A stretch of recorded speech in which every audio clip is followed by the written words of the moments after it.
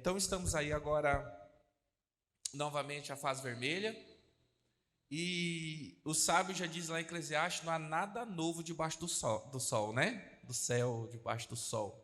Tudo se repete. E o que nós estamos vivendo agora, aquilo que o Natalino falou sobre a quarta-feira, irmãos, as quartas-feiras têm sido algo tremendo para nós, assim. Se você não pode estar presencialmente, está tudo gravado lá, e nós estamos trabalhando esse mês sobre aproveitando as oportunidades. E a gente tem ouvido agora, nesse período, já estão falando da terceira, quarta onda, né? E o pessoal começa a entrar em desespero, algumas pessoas e tal, e começam a recuar por prudência. A gente entende, mas muitas pessoas deixam o medo dominar sobre elas. Só que eu vejo que é uma oportunidade que Deus está nos dando para fazer a diferença na vida dessas pessoas, amém? Eu até ouvi essa semana a entrevista de um prefeito, eu não me lembro qual cidade que é esse prefeito, mas o jornalista pergunta sobre as restrições e pergunta sobre a igreja. Esse prefeito fala assim: no momento que eu mais precisei na minha vida, que mais dificuldade que eu tive foi na igreja que eu encontrei respostas, foi em Deus. E ele fala: eu não vou fechar a igreja, e até a orientação é 30% da capacidade. E o jornalista pergunta sobre isso, e ele fala assim: não, na cidade eu vou manter 50% com todos os devidos cuidados, porque nós sabemos da importância da igreja na vida das pessoas. Queridos, nós estamos nos guardando, mas os enfermeiros, os médicos estão colocando em risco a sua vida, não é verdade? E nós, como igreja também, se somos a igreja de Cristo, nós temos que lutar para salvar vidas. Então eu não vou ficar, eu, Ednei, como pastor, eu não vou ficar com medo, porque nós já vencemos o medo, amém? Mas também não seremos imprudentes, por isso que estamos todos de máscara, todos de distanciamento, mas é hora de avançar, não de recuar. Então, pensando nisso, eu também vi uma oportunidade de nós meditarmos essa palavra sobre a fase vermelha. O governo do estado, municipal, declarou fase vermelha aí a nossa cidade. E eu quero dizer para você também que Deus estabeleceu a fase vermelha para a humanidade. Aí está lá, plano São Paulo, o nosso é plano de Deus, amém? Então, como nós podemos entender a vontade de Deus nesse período de fase vermelha, de pandemia e tudo que a gente já está acostumando isso aí há mais de um ano, né? E isso não é novidade. Para nós, o que nós nos esquecemos? Antigamente, quando eu falo antigamente, desde a criação do mundo, e quando as pessoas começaram a ter consciência do que é Deus, e você não precisa ter informação para saber disso. Qualquer cultura primitiva que você conheça, eles têm a consciência de quem é Deus. Sabia, queridos, que tem pessoas que têm faculdades, doutorado, falam vários idiomas, têm dinheiro, mas eles são ignorantes em relação à existência de Deus? E quando você visita uma aldeia de uma tribo primitiva, ela não tem tecnologia, ela não tem informação de nada além daquilo que é o conhecimento básico da natureza que ela tem conhecimento de Deus. Porque a primeira revelação de Deus é a própria natureza, que diz a palavra, que manifesta a glória de... Quais são as principais maneiras de manifestar Deus? A natureza e a sua palavra. Então, desde sempre as pessoas tinham noção de que Deus, ou independente da sua religião, os deuses dominavam e tinham influência sobre suas vidas. Então, tudo o que acontecia na humanidade, seja uma colheita produtiva, seja uma enfermidade, seja um filho, seja uma tragédia que acontecia na vida da pessoa, eles entendiam que aquilo era vontade de Deus, vontade permissiva de Deus ou dos seus deuses, a qual eles adoravam ali, e que para apaziguar muitas vezes aquela fúria daquele Deus ou aquele castigo que estava vindo sobre a pessoa, eles tinham que oferecer a esses deuses alguma oferenda para que acalmasse esses ânimos. Não é assim que você conhece todas as culturas? Então se oferecia comida, se oferecia bebida, alguma coisa ali. E Deus, ele estabelece o seu povo com essa mesma base, de um Deus que domina sobre todas as coisas, e ele também deve ser adorado, deve ser agradado através de culto, através de ofertas que eram levadas ao Senhor, e assim era feito. Só que com o passar dos anos e da tecnologia e tudo mais, nós não precisamos mais de Deus. Nós não precisamos. Onde que o evangelho mais cresce, querido? E não são nos lugares mais pobres onde há necessidade. Porque quando a pessoa não tem o que comer, ela ora. Quando a pessoa ela tem alguma enfermidade, ela ora. Senhor, me ajuda. Quando ela tem algum problema espiritual, ela está assolada por demônios e não sei o que tem, o que ela vai fazer? Buscar a Deus. Ou pelo menos alguma divindade. Agora, eu tenho dinheiro, se eu quero comer, o que eu faço? iFood. Se eu estou com uma enfermidade, com uma dorzinha, o que eu faço? Tomo remédio, vou no hospital.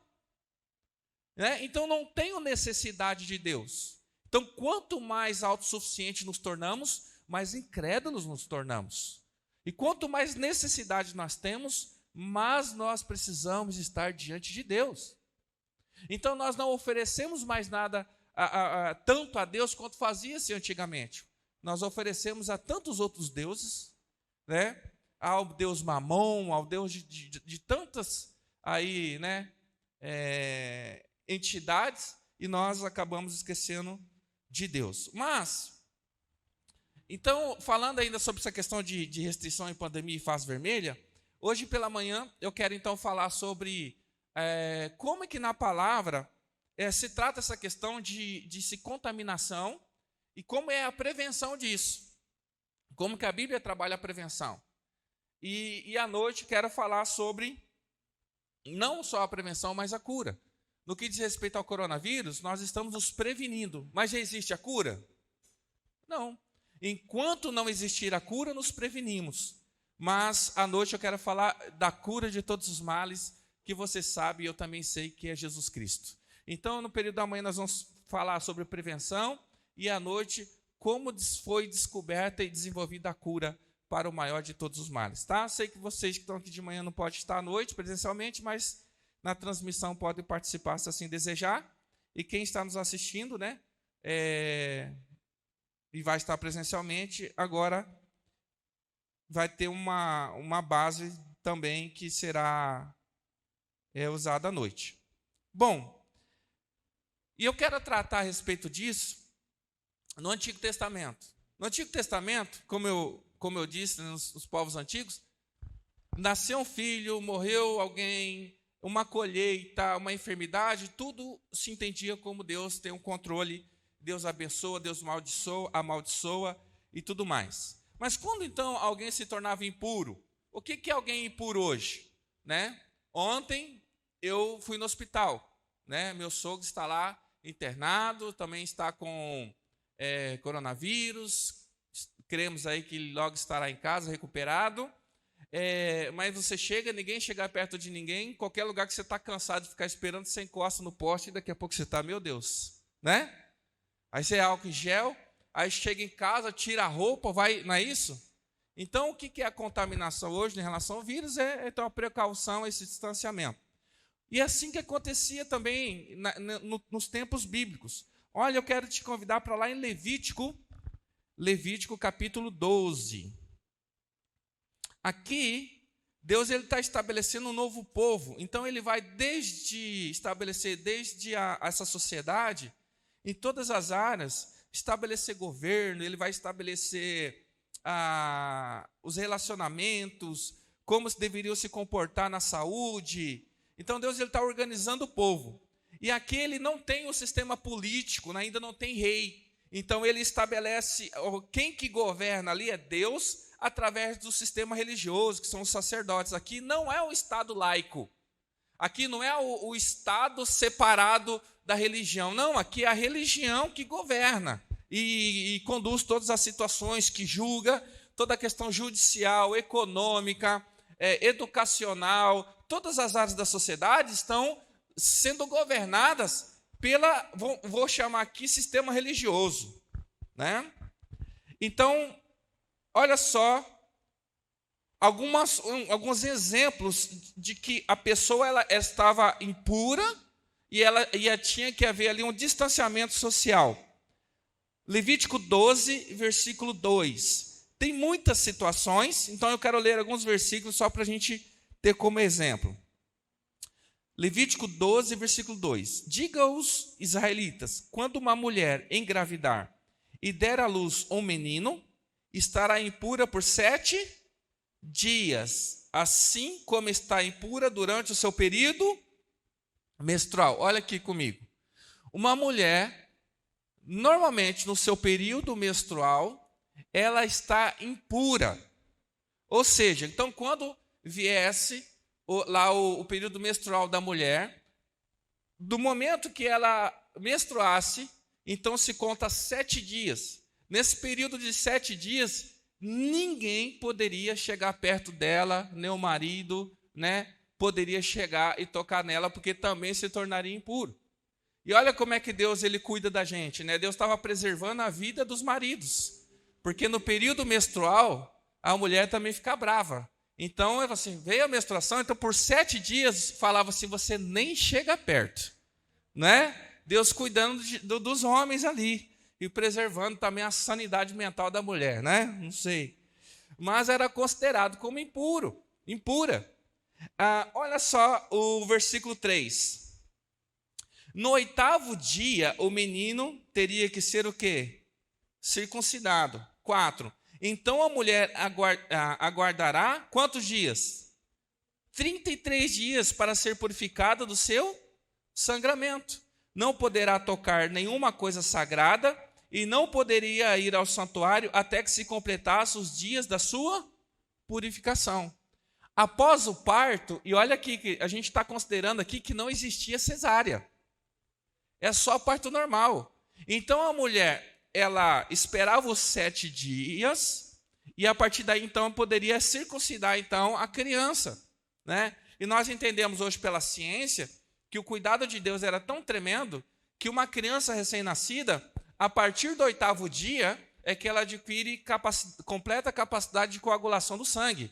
Ou seja, se a circuncisão fosse feita antes do 8º dia, poderia colocar em risco, gerar uma hemorragia na criança.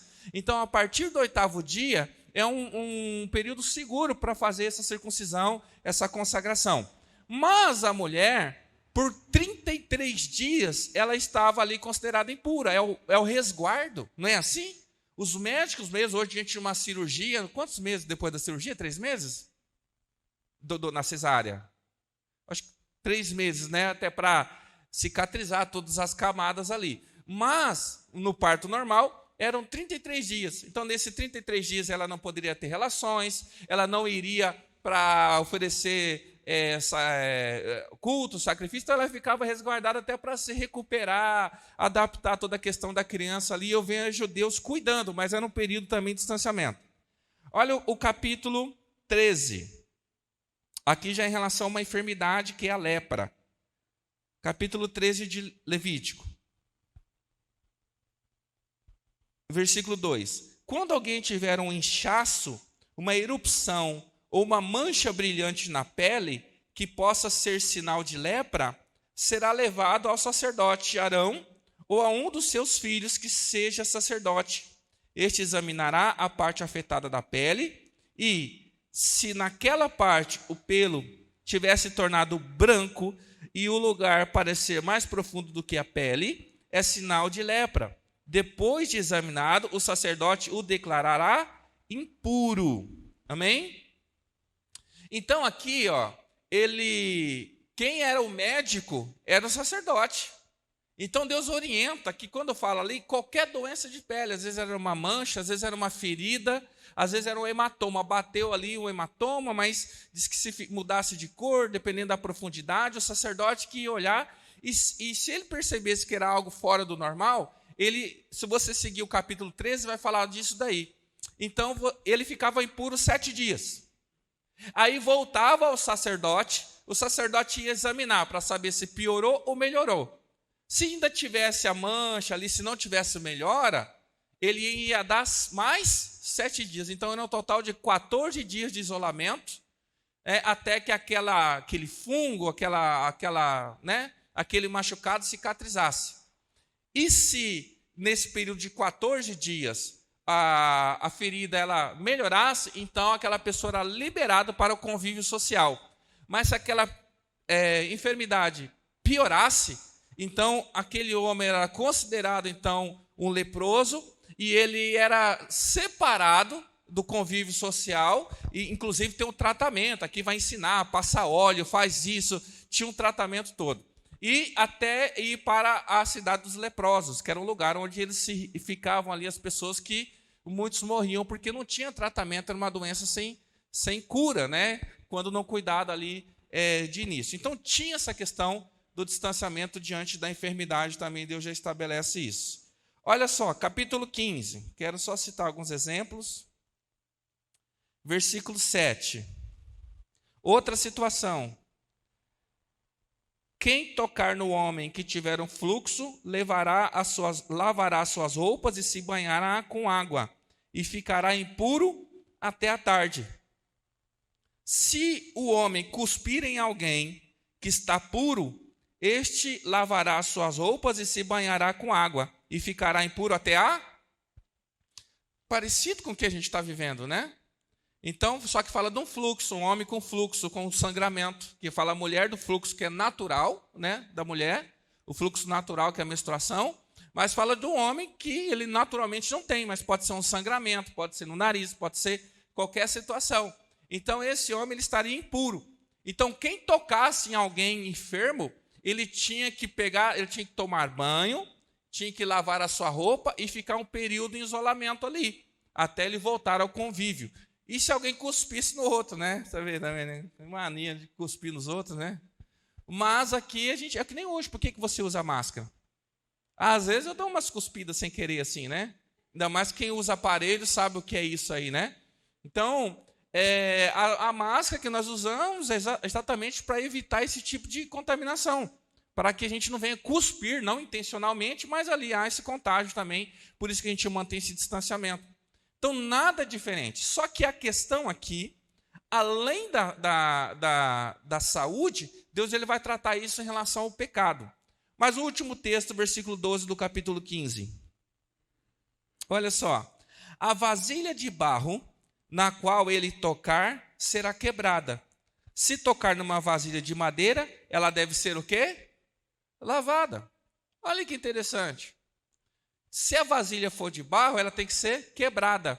Se a vasilha é de madeira, ela pode ser lavada. Aqui não tem vidro, né? Não vai falar de metal. Obviamente, porque o barro, né, ele tem capacidade de absorção. De repente, se tem algum vírus, se tem alguma situação, ele vai ser absorvido e pode contaminar alguém. Mas a madeira não. A madeira, ela geralmente é a madeira usada para utensílios aí domésticos. Na época, elas eram enceradas, então elas não tinham essa questão. Então, podia ser lavado. Não muito diferente, volto a dizer, do que a gente tem feito hoje. A gente mantém distanciamento, a gente usa máscara, a gente lava as mãos, lava nossas roupas, para evitar que pessoas sejam contaminadas, no caso com coronavírus. Mas, olha que ponto interessante. Agora eu quero para Números capítulo 19. Números capítulo 19. Aqui é o texto onde Deus ele declara a fase vermelha. Mas antes disso, capítulo 19, versículo 11.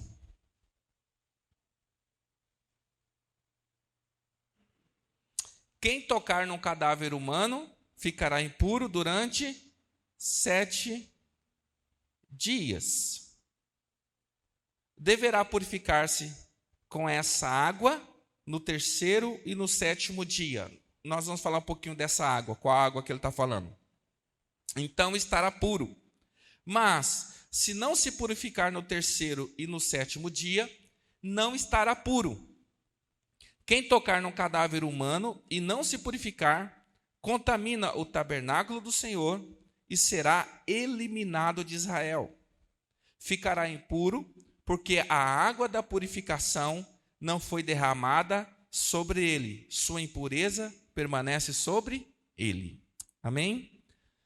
Eu não vou falar dessa água da purificação pela manhã, porque esse é o remédio que cura. Então eu vou falar da água da purificação no período da noite, no culto das 18 horas. Se você quiser saber mais, aí você assiste lá a nossa transmissão. Mas, aqui no capítulo 19, Deus, ele vê que o povo tem ali aquela questão da contaminação, e ele estabelece um remédio para purificar o homem da morte. Porque ele disse que aquele que não for lavado por essa água, ele vai ser banido de Israel. Quem não fosse lavado por essa água, ele permaneceria impuro. Então, o distanciamento, ele não é o suficiente. Eu sabe uma notícia que eu vou dar, se você não se deu conta disso ainda? Todos nós, quem ainda não pegou, uma hora vai pegar esse vírus. Você sabe disso? Ah, mas eu vou tomar vacina. Vacina não é remédio. Vacina é para fortalecer o seu organismo para que ele possa lutar e vencer o vírus. Mas o vírus, todos nós seremos contaminados. E a pandemia só vai acabar quando todos nós formos contaminados. Então, hoje se trabalha pela vacina, mas não se tem a cura. Então, hoje nós falamos de tratamento. Nós não falamos de cura. E o que Deus tinha estabelecido na lei dele em relação às impurezas é um tratamento. Mas ele também, ele oferece a cura. E a enfermidade que nós estamos falando, que eu estou falando aqui, não é o coronavírus, não é a lepra, não é um fluxo de sangue, mas é o pecado que assola toda a humanidade. E o que Deus faz quando ele mostra esses exemplos de distanciamento de tudo, é para mostrar quem nós somos. Que o pecado que está em nós, ele gera a morte. Não é isso que Romanos diz? Então, enquanto nós estamos nessa terra, nós evitamos o pecado, nós evitamos a contaminação. Quando nós somos contaminados, nós buscamos ali, né, sermos restaurados, mas a cura ainda não está disponível. Ou seja, está disponível em Jesus Cristo, que nos salvou, morreu na cruz, mas a Bíblia fala lá em Romanos 8 que o nosso corpo ainda padece, que o nosso corpo ainda geme, aguardando a redenção. Então nós já temos o remédio, nós já temos a cura, só que essa ainda nós ainda não acessamos completamente. Só quando Jesus voltar, então nós seremos libertos desse corpo pecaminoso, amém? Mas se já era difícil para o povo, imagina para o sacerdote, que lidava com essa situação todo dia. Imagina para aqueles que foram separados para trabalhar, né, para cuidar das pessoas. Aqueles que foram separados para servir a Deus. Eu quero dizer que eu e você fomos separados para servir a Deus. Deus nos chamou para servir a Ele, nós somos separados. E olha só, quem conhece a parábola do bom samaritano? Lá em Lucas 10. Né? Todos nós conhecemos, uma das mais conhecidas. Então, você tem alguém que ele no caminho, né, ele foi assaltado e está no chão ali quase como morto. Então, vem o sacerdote ele vê aquele homem caído no chão, então ele passa de lado e segue o caminho. Depois vem o levita, ele vê aquele homem também, o levita desvia o caminho e ele vai embora. Até que vem um homem, que é o samaritano, que é um homem que não tem nenhum vínculo religioso. E ele vê aquele homem, ele ajuda, ele toca, ele vai e paga. E Jesus, ele usa esse exemplo. E nós temos assim, o samaritano é o bonzinho, o sacerdote é ruim. Não, eu quero entrar agora em defesa do sacerdote. O sacerdote, ele estava fazendo aquilo que ele devia fazer. O sacerdote está fazendo aquilo que Deus mandou. Deus falou assim que não podia tocar em homem morto. E aquele homem, diz a palavra, que ele estava como se tivesse morrido. Então, quando o sacerdote viu o homem, e ele é alguém que ele não poderia se contaminar, ele se desvia daquele homem e ele segue seu caminho, porque se aquele homem estivesse morto e ele o tocasse, ele não poderia oferecer nada diante de Deus, ele não poderia exercer a função dele no templo, porque ele estaria contaminado. Aquele homem não foi mal, aquele homem só cumpriu a lei. E Jesus estava mostrando o seguinte, que a lei não é o suficiente para nos salvar. Jesus estava querendo dizer o seguinte, que a lei, nós não precisávamos ou melhor, nós não podíamos viver em distanciamento. Jesus está dizendo, chegou o tempo que nós não precisamos mais estar distante das pessoas, que não me toque, não me rele, não faça, porque chegou o tempo que a cura se manifestou nessa terra. Querido, chegou o tempo onde nós não tememos mais a morte. A morte para nós, como diz Paulo, é lucro. Nós não vamos provocar a morte, mas a morte não tem poder contra a minha vida nem contra a sua. Porque se nós temos medo da morte, qualquer sistema político, religioso, qualquer que seja, domina sobre a humanidade. Sadraque, Mesaque e Abednego, eles não tinham medo da morte, porque sabiam que Deus era maior do que a morte. E ele falou, se tiver que ir para a fornalha, eu vou. Daniel não temeu os leões, por quê? Porque ele sabia que o Deus dele era maior do que a morte. Jesus não temeu a cruz, porque ele sabia que ele era maior do que a morte. Nós não devemos temer a morte, mas não procurá-la também. Mas, querido, a morte não tem poder contra nós. O crente que tem medo da morte, eu me questiono se realmente ele crê no Deus que é maior do que a morte. Então, nós vivemos num tempo, por quê? Se tem alguma coisa que eu tenho medo, eu posso ser dominada por ela. Porque como que alguém me ameaça? Olha, Vitor, se você não fizer isso, você nunca mais vai tomar Coca-Cola. Eu nem gosto de Coca-Cola. Que efeito tem sobre a vida dele? Nenhum. Agora, se você não fizer isso, eu vou te matar. Opa! Nem pode matar. Eu vou chegar mais cedo nas promessas de Deus para a minha vida. E se não for da vontade dele, ele não vai permitir. O maligno não vai me tocar. Então a gente vive hoje acuado por várias situações com medo da morte. Mas o sacerdote lá da parábola do bom samaritano, ele estava cumprindo a lei. Mas Jesus fala assim, é como se Jesus estivesse dizendo, a questão não é o distanciamento, a questão não é evitar a contaminação, a questão é buscar a cura. Não é nos isolarmos, mas é buscarmos a cura. Ele não fez mal. Olha só como era a dureza ser sacerdote. Vai lá, Levítico capítulo 21. Levítico capítulo 21. Essas restrições que eu falei até agora eram de pessoas comuns, que não tinham nenhum ofício. Olha o versículo 1. Não tinha nenhum ofício no templo. Levítico 21. Disse ainda o Senhor a Moisés, diga o seguinte aos sacerdotes, aos filhos de Arão. Um sacerdote não poderá tornar-se impuro por causa de alguém do seu povo que venha a morrer, a não ser por um parente próximo, como mãe, ou pai, filho ou filha, irmão ou irmã, virgem, dependendo dele, por ainda não ter marido. Por causa dela, poderá tornar-se impuro. Ou seja, o sacerdote não podia tocar em pessoas mortas, né? Ou doentes, mas se fosse pai, mãe, irmão e tal, ele não se tornaria impuro, porque são pessoas que ele é responsável por elas. Versículo 4.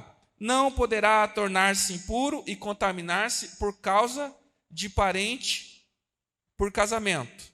Os sacerdotes não raparão a cabeça, nem apararão as pontas da barba, nem farão cortes no corpo, serão santos ao seu Deus e não profanarão o nome do seu Deus pelo fato de apresentarem ao Senhor as ofertas preparadas no fogo. Ofertas de alimento do seu Deus serão santos. Olha só, o sacerdote era quem pegava o sacrifício, as ofertas, e apresentavam diante de Deus. Eles tinham que ser puros. As vestes deles tinham que ser limpas, tem todo o ritual. A vida deles tinha que ser correta. E o sumo sacerdote, ainda mais, quando ele entrava no Santo dos Santos, que era o último processo lá, se ele tivesse em pecado ou se estivesse fora das exigências, ele morria fulminado. Então o sacerdote, porque o sacerdote é separado. Querido, deixa eu falar uma coisa para vocês. Quem nós somos nessa história toda? Nós somos as pessoas comuns ou nós fazemos parte dos levitas e sacerdotes? Hoje. Hebreus fala que nós somos sacerdotes. Se eu tenho que comparar qual é o nível de restrição e de distanciamento na palavra do Antigo Testamento, eu tenho que olhar para o sacerdote. Por quê? Porque o Senhor fala, sede santos, porque eu sou. E nós tivemos aqui numa quarta-feira uma explicação maravilhosa que eu amei. O pastor Elias trouxe para nós o seguinte, que está aqui no versículo 7.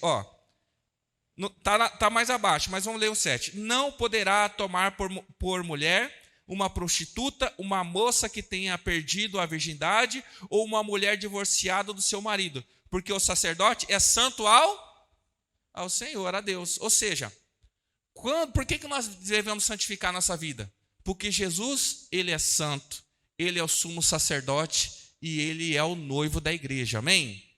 Por isso que Jesus, ele não pode se relacionar ou buscar uma igreja prostituta, uma igreja que ela vem de vários relacionamentos e uma igreja que não seja pura ou virgem. Então, se eu me prostituo, e quando eu falo prostituir, eu não estou falando só prostituir sexualmente, não. Eu estou falando me prostituo com outros deuses, eu flerto com outras situações deste mundo, o Senhor vai me rejeitar, porque eu estou me prostituindo. Se eu não me purificar, querido, se nós como igreja não nos purificarmos, eu digo igreja coletiva e eu digo você como igreja. O Senhor, ele não te aceita como noiva. É sério o negócio, era lei. A noiva tem que ser pura. Olha o versículo 18. Nenhum homem, isso aqui é interessante, para ser sacerdote, nenhum homem que tenha algum defeito poderá aproximar-se. Ninguém que seja cego ou aleijado. Poxa vida, se fosse hoje, querido, ia dar um problema, porque na igreja a gente tem que ter banheiro acessível, né? Na escola tudo tem que se adequar. E daqui a pouco iam processar a igreja, porque não pode ter o obreiro, né? Vamos tentar alinhar aqui, que tem alguma deficiência física. Então, por exemplo, cego ou aleijado, então todo obreiro diácono, pastor que usa óculos já está fora. Você puxa numa perna mais da outra, que tenha o rosto defeituoso ou o corpo deformado. O que seria? Será que feio é rosto defeituoso? Acho que não, né? Mas alguma coisa que se julga aqui, eu não sei quais os padrões, é normal. Versículo 19. Ninguém que tenha o pé ou a mão defeituoso. Mulherado que não gosta dos dedão do pé aí, ó. Versículo 20. Ou que seja corcunda ou anão. Tem gente aqui mesmo que não podia ser obreiro. Ou que tenha qualquer defeito na vista. Não é nem a cegueira. Qualquer defeito na vista. Já não pode. Ou esteja com feridas purulentas, ou com fluxo, ou ou que tenha testículo defeituoso. Sacerdote, como é que é o exame para ser sacerdote? Tira a roupa aí, vamos examinar. E eu não sei o que é um testículo defeituoso, o que ele julga por isso, mas olha só.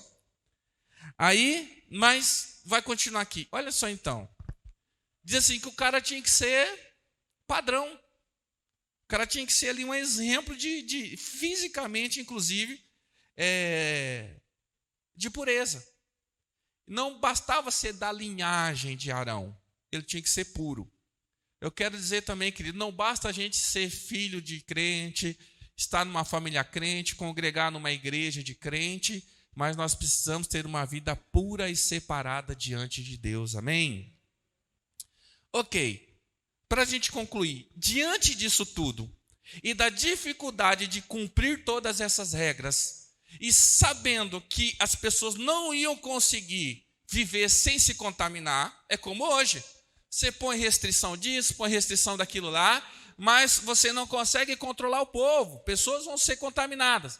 Então Deus estabelece a fase vermelha aqui, fase vermelha, Números capítulo 19. Por que eu digo fase vermelha? Na verdade, versículo 1, capítulo 19 de Números, versículo 1. Esse texto eu vou trabalhar à noite, tá? Disse também o Senhor a Moisés e a Arão: esta é uma exigência da lei que o Senhor ordenou. Mande os israelitas trazerem uma novilha vermelha. Deus, sabendo da incapacidade do ser humano de evitar contaminação na sua vida, ele estabelece uma cura. A novilha vermelha, nós não vamos ler o texto todo, mas ela sim. Nós vamos trabalhar como é que foi feita essa cura à noite, como eu disse. A novilha vermelha é um animal raro.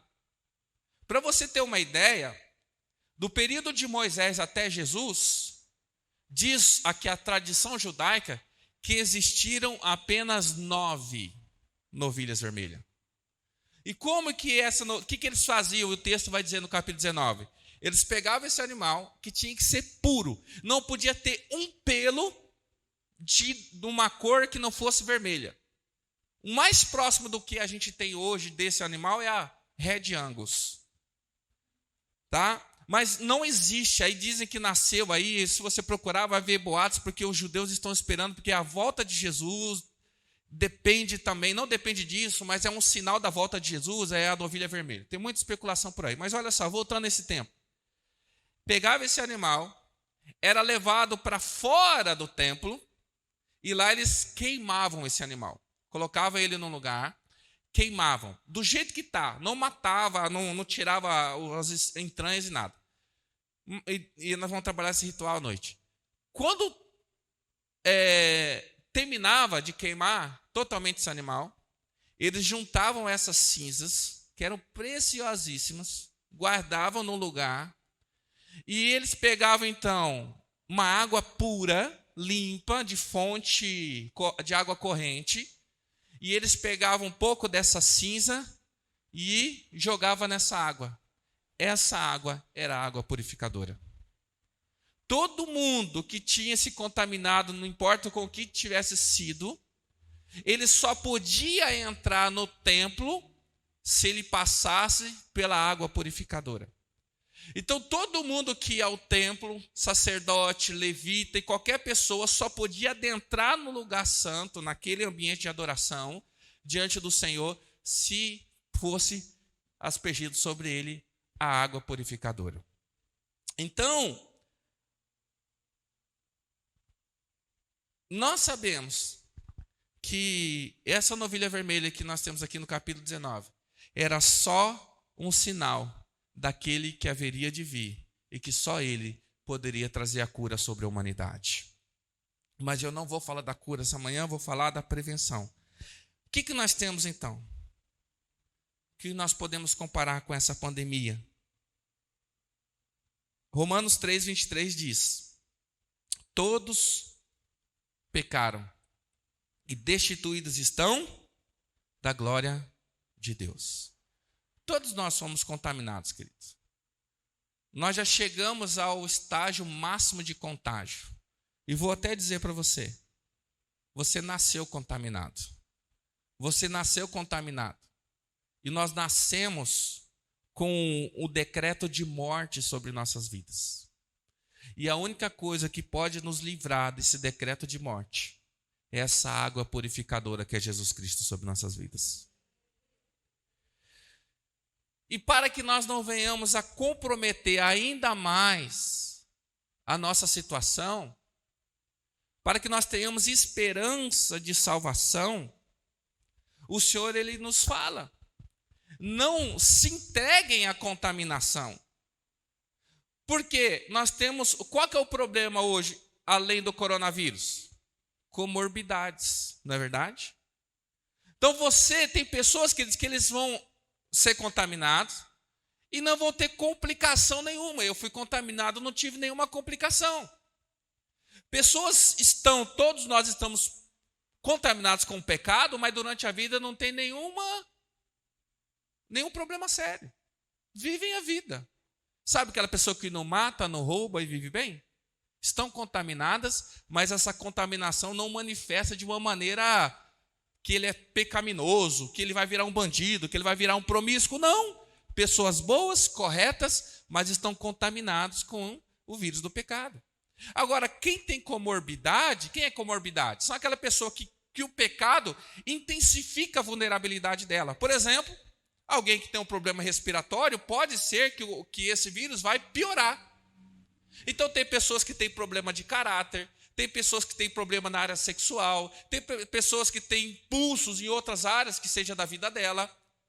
Então, o pecado intensifica isso e domina ela a ponto dela viver de uma maneira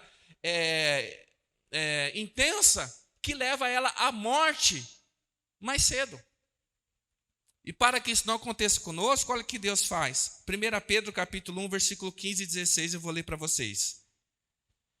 Mas, assim como é santo aquele que os chamou, sejam santos vocês também em tudo o que fizerem. Pois está escrito, sejam santos porque eu sou. O que nós estamos fazendo? Nós estamos vivendo uma vida, mesmo que o pecado ainda esteja em nós. Nós estamos fugindo da aparência do mal, para que a gente possa então alcançar a cura, que é Jesus Cristo. Amém? Agora, se nós mesmo contaminados com o pecado, já estou no pecado mesmo, tem pessoas que contraíram o vírus do HIV, que eles fazem isso. Já estou lascado mesmo, agora eu vou lascar os outros também. Já vou morrer, agora eu vou viver intensamente. São pessoas que têm o pecado, são irresponsáveis e estão comprometendo não só a vida física, mas também a eternidade delas. Queridos, viver separado, uma vida santa separada, é crer que a cura está chegando. Amém? A cura já foi, encontraram a cura do pecado. Quem é? Jesus Cristo. Então eu posso ficar cegado? Não, seja santo, porque quando ele se manifestar, seremos salvos. Nós vivemos aquele momento do e o ainda não, como eu sempre digo. Nós somos salvos, mas ainda não. O Senhor já consumou o seu ato na cruz, ele já realizou, ele já tem a cura, o antídoto, mas ele ainda deve se manifestar, se revelar para resgatar a sua igreja. Amém? Então, sabemos dessa pandemia que assola a humanidade, nós mantemos o isolamento social. O isolamento social no sentido do pecado, isolarmos do pecado, fugir da aparência do mal. Tem a questão da prevenção. Aqui no Antigo Testamento vai falar de lavar roupa, lavar a mão. O governo vai falar que você tem que passar álcool em gel, tem que usar máscara, tem que tirar a sua roupa, tem que lavar. Olha só o que Isaías 64, 6 disse sobre prevenção.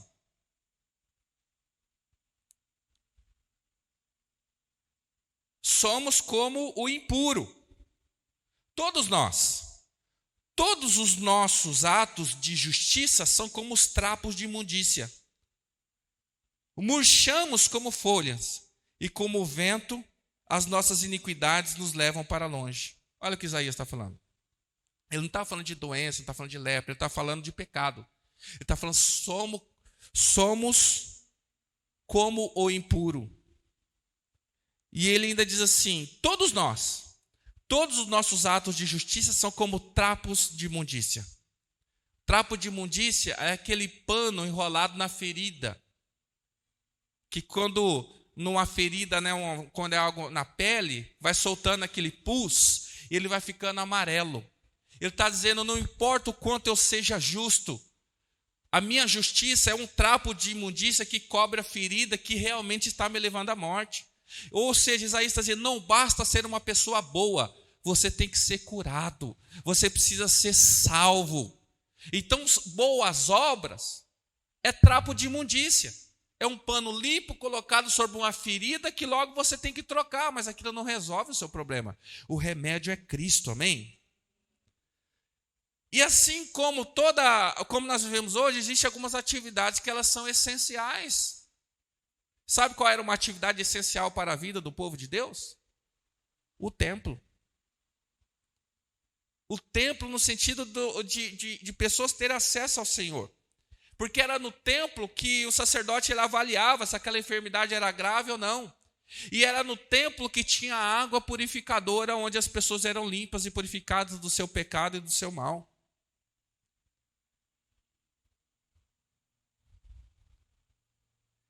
Por isso, nós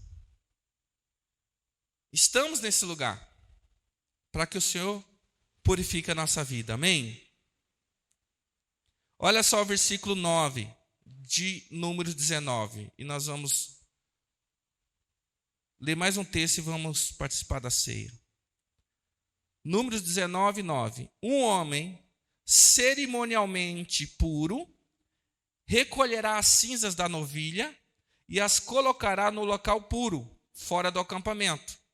Serão guardadas pela comunidade de Israel para o uso na água da purificação, para purificação de pecados.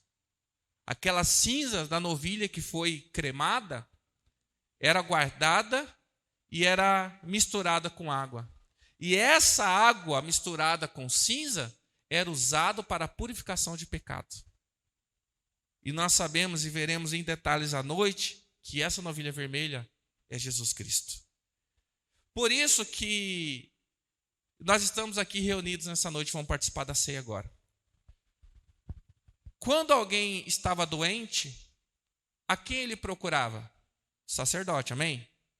Lembra quando Jesus ele curou alguns dos enfermos e ele falava assim, procure quem? O sacerdote. Porque o sacerdote que ia declarar a pessoa pura ou não. E Jesus estava fazendo aquilo porque aquilo servia de testemunho. Porque a causa daquele homem era uma lepra que o estava levando à morte, não era uma simples ferida. De repente o sacerdote recebia um homem que tinha sido condenado à morte por uma enfermidade. E ele vê ele puro e falou assim, mas o que aconteceu com você? Isso aconteceu algumas vezes. Lembra do homem cego? Que Jesus tacou terra no olho dele? Os sacerdotes ficaram malucos. Mas é aquele mesmo cara que ficava pedindo esmola lá, o mesmo ceguinho? Foi lá perguntar na casa do pai dele, mas esse é seu filho mesmo, aquele que é cego? Eu falei assim, é. Mas o que aconteceu? Vai, pergunta para ele já é maior de idade, ele já responde por si mesmo. Foram atrás do cego e falaram, mas rapaz, é tu mesmo? Não, como que isso é possível? Porque Jesus, ele é a cura. Ele é que faz milagre nas nossas vidas. Só que hoje, não existe mais sacerdote. Não sou eu o sacerdote de vocês. Quem que é o sacerdote de vocês? Quem que é o sumo sacerdote? Jesus. E quem é o sacerdote sobre a tua vida? Você mesmo. Eu não sou intermediário, o pastor, qualquer líder religioso não é intermediário. Nós temos um sumo sacerdote. Quem é esse? Jesus Cristo. Quem é o sacerdote sobre a tua vida? Você mesmo. Quem fala isso? A Bíblia, em Hebreus. Ah, pastor, quem que é você? Eu não sou ninguém. Eu estou aqui para ajudar no processo. Mas a responsabilidade está sobre a tua vida. Quem é o sacerdote da sua casa? É você. Então, antes, chegava o natalino aqui, aí o sacerdote ia avaliar. Eu vou avaliar se a enfermidade é grave ou não é grave, eu vou avaliar. Bom, sabe que o corpo dele é puro? Tem coisa que eu não quero ver, né? Não vou avaliar.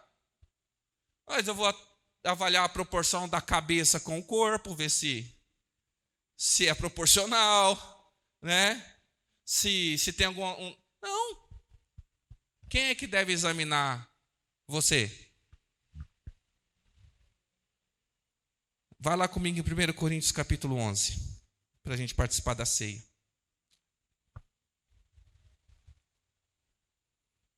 Paulo, ele vai ensinar. Paulo, ele já está mostrando.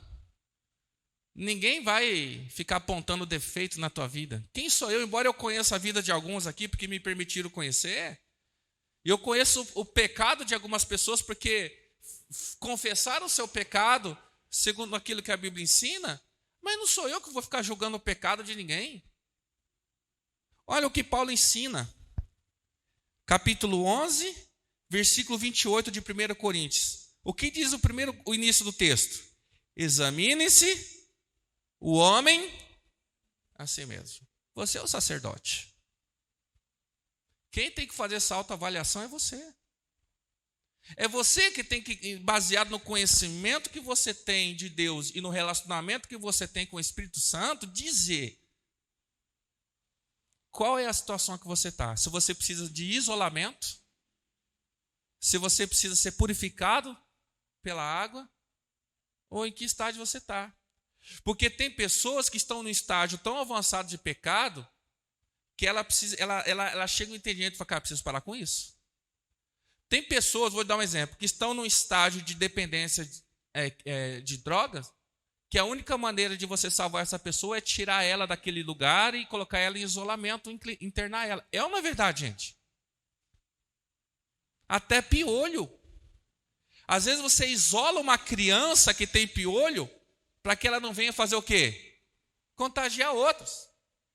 Então, se você tem um relacionamento com Deus, se você conhece a palavra que diz isso, baseado nisso que você está vendo e baseado no relacionamento que você tem, você fala, cara, eu estou perigosão, hein? Eu preciso me isolar, preciso me santificar e preciso preservar as pessoas que estão perto de mim. Aí depois você fala assim, mas é o pastor. Irmão, eu não sou ninguém. Você é sacerdote sobre a tua vida. Não vem colocar na minha conta aquilo que é responsabilidade sua. É você que tem que avaliar. Irmão, saiu da igreja lá, pastor, você não foi, irmão, eu não tenho como cuidar, irmão. Às vezes eu não consigo fazer os meus filhos me obedecer, né? Quem é pai é que sabe. Quanto mais cuidar de marmanjo, que eu não sei o que está fazendo lá na casa dele. Quem é que tem que examinar a si mesmo? E hoje é dia da gente fazer isso. Vamos colocar de pé? Queria pedir, então, a ajuda dos diáconos para que nós possamos participar da ceia. 1 Coríntios, capítulo 11, 28, diz assim, então, examine-se o homem a si mesmo, e então coma do pão e beba do cálice. Pois quem come e bebe sem discernir o corpo do Senhor, come e bebe para a sua própria condenação. A oportunidade que nós temos de participar da comunhão da igreja é que aqui nós nos autoavaliamos, baseado em qual que é a minha referência. Por exemplo, como que eu posso, só segura um pouquinho, como que eu posso dizer que, vou pegar o Nath, que esse é o padrão correto de estatura de alguma coisa? Eu tenho que ter um comparativo. E o nosso comparativo é a palavra de Deus, é Jesus Cristo, amém? Então, eu não posso beber indignamente. O que é beber indignamente? É sem ao menos discernir. Porque tem pessoa seguinte, está aqui, vou tomar ceia, o ritual religioso que Jesus estabeleceu é verdade. Só que está em adultério. Isso é maldição para a tua vida. Pois quem come e bebe sem discernir o corpo do Senhor, come e bebe para a sua própria condenação. Pastor, então quer dizer que se eu estiver em pecado, eu não posso tomar ceia? Não, se você tem pecado, é hora de você se arrepender, pedir perdão a Deus e ser lavado pela água purificadora. A ceia não é para excluir. A ceia é o momento onde que dali você não passa. Uma vez eu fui viajar e eu não sabia que quando você viaja de avião, você não pode levar mais do que 100 ml de qualquer tipo de líquido dentro da mala. Não é isso? Principalmente voo internacional. E eu tinha comprado um perfume caro. Eu vou viajar, vou para outro país. E eu tinha feito uma mala para colocar que fosse só na mão, que não precisasse despachar. E quando vai para ver lá no negocinho lá, o cara pede para abrir a mala porque vê o perfume. E qual a opção que eu tinha? Eu não podia passar se excedesse o volume. Eu tinha que jogar fora. Eu falei, não. E eu pensei assim, se não puder, eu vou abrir minha mala, vou pegar o perfume até acabar. Graças a Deus que ele só tinha 100 ml aquele perfume, então pôde passar. Então, mas pode chegar um momento que a gente vai caminhando, mas chega uma hora que tem uma barreira que ali você não passa. Você pode passar por vários processos, mas chegar uma hora, se tiver alguma coisa que te impede de entrar em algum lugar, você não entra. Assim era no templo, se você não tivesse passado pela água purificadora, você não podia entrar. Assim é com Cristo, se nós não passarmos pelo arrependimento, pela purificação de pecados através do sangue de Jesus, nós não vamos entrar. Por isso que nós estamos aqui para orar ao Senhor.